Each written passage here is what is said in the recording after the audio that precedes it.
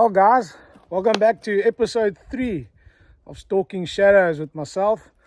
And I thought, what a better place to stand out and actually stand by this beautiful big yellowwood tree and reminisce a little bit on my career and the life I've had growing up and the experiences I've had and the privilege of being a child who has got out into the outdoors and been out hunting with my father and fishing and so on and so forth. I don't think there's any healthier way of actually getting out there with your family and experiencing the outdoors together than being an outdoorsman and hunting. So we finished off episode 2 where I was around 13 years old and I managed to bag my first kudu, and then I managed to shoot a second kudu in a season. Super lucky, guys. That doesn't happen for everyone. What happens in SA, like now when you think of it with internationals and clients coming doing things that you guys get to do in 5 days and 10-day safaris is things that take us a lifetime to shoot those species or those different variants of species. So it's quite a privilege being a guide, taking a client out and shooting their first species and their first of many, where it's taken us 10, 12, 20, 30 years to achieve those same goals that guys get to do in 5 to 10 days. But back to the story now. So we're going to fast forward a little bit. It's normally, I think it's about 3 years later. I'm either 15 or 16 years old. My dad, it's hunting season.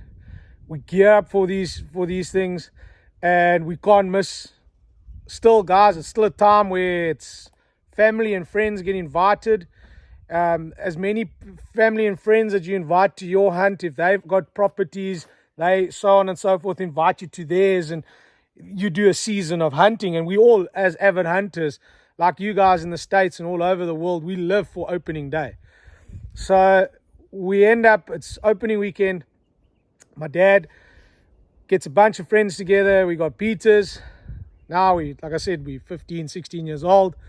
And we head out to the farm that we've got the hunting rights on, and we get stuck into our first beat.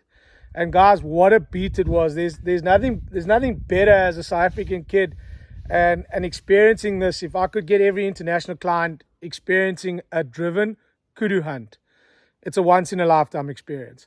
So I mentioned in the previous thing, my dad only had 2 weapons which were big enough to hunt kudu with.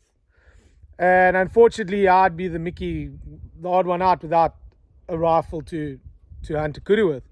But now, been hunting from 13 there, I got quite accustomed to that little 222, which is not legal for hunting kudus, guys, and I don't advocate going to do this, but I needed a weapon to hunt kudu. So my brother had the one, he was shooting with my dad's 243, and my dad had his 30-06, and we get all set up on this massive big mountain where we'd line the valley, and then the beaters would come over the top of the mountain and drive the bush down towards us. And now this is one of the first years, or maybe our second year, where we were allowed to be put on our own. So we had our own spot. We didn't have to share a spot with an uncle or my father. You know, we were allowed to have our own spot, pick our own kudu, and shoot our first kudus on our own.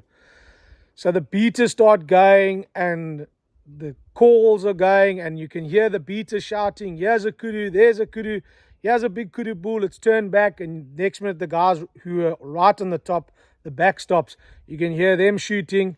And they shoot 1 or 2 kudu up there. And while I'm sitting here, I can hear the clapping of hooves and stones. And I'm standing on a small stock fence. And with that, a kudu cow jumps.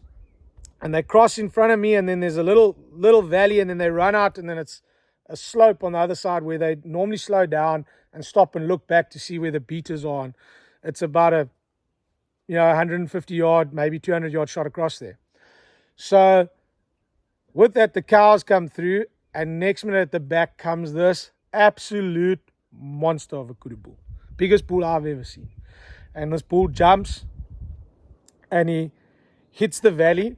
And I said to my dad, I said, with the 222, if I get a good setup, I will do, behind the ear. It's a small caliber. I want to drop the bull there. But with this massive big bull comes out with this big drum neck and this black body, and I'm going, goodness me, it's the biggest bull. No one's seen it. People are lined up further down. They haven't seen it. And he eventually stands broadside, and I take my first shot. And the kudu bull just shakes his head, and I go, oh, I must have missed him or nicked him or something. I think, With that, I decide, no, well, I'm going to shoot him in the body, and I will do a shoulder shot. And I thumped him on the shoulder, and he jumped up and he flared his tail. And with that, I put another 2 good shots in him, and he turned and he took off. And then another guy saw a kudu cow, and he shot the kudu cow, but he saw where my bull had disappeared. So with that, we left our spots. The beat was over. We headed down to where the kudu disappeared. There's another small little valley at the back, and he had gone down into that. So again, with my tracker's father, he took me along. He was like our tracker and the guy who taught us, and we followed that track. Man, that old man's eyes were something to be envious of. You won't find trackers these days. I don't know. I've hunted with many a guy. He just was one of my unsung heroes. He was brilliant. He eventually stopped looking for blood, and he just kept following the same kudu's track through the stones, through the rocks, and it went through here, and eventually we caught up to the kudu bull. He'd gone and bedded himself down, and one of my dad's friends were with me, and the bull jumped up, and I was unfortunate. I was behind a tree. I couldn't take the shot, and he took a shot, and he got my kudu bull. And that was my first trophy kudu bull, guys. And to tell you the truth, I have not made, or I won't say, I've shot at bulls that size and bigger and haven't been successful, but he's still my biggest bull to this date. And I shot him when I was 15, 16 years old, and that was about 22 years ago. So it's a big thing, shooting a quality kudu bull. And this is still, again, at the time where there were no game fences. The kudus belong to you, belong to your neighbor, and so on and so forth. And this was just also another great experience of being out there with family and friends, shooting for the pot. We learned a lot on this property as well, where they had mountain reedbuck. We'd never hunted mountain reedbuck before.